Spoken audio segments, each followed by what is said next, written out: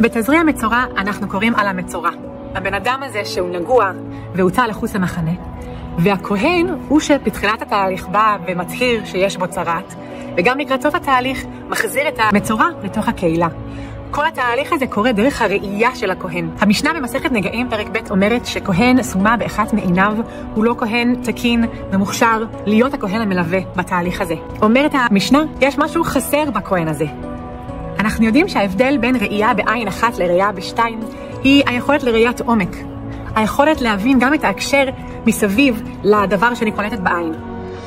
למרות שאנחנו יודעים שצרת זה נגע פיזי בגוף, אנחנו גם יודעים שיש לו מעמד רוחני. ואני חושבת שמה שהמשנה מספרת לנו כאן זה שהכהן מתפקד תפקיד רוחני. הוא רואה מעבר לנגע, הוא מבין את המצורע הזה שהוא נשלח מחוץ למחנה, אבל הוא מבין אותו בהקשר שלו, במכלול שלו. הרי ידוע שלכולנו יש נגעים, לכולנו יש פגמים.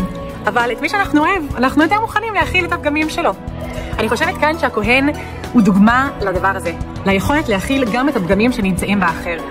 אני מקווה שאנחנו כולנו ניקח את המסר הזה של הכהן ונהיה כהנים בעצמנו, ואנחנו נצליח לראות את הפגמים של הזולת בהקשר והמכלול שלו. שבת שלום.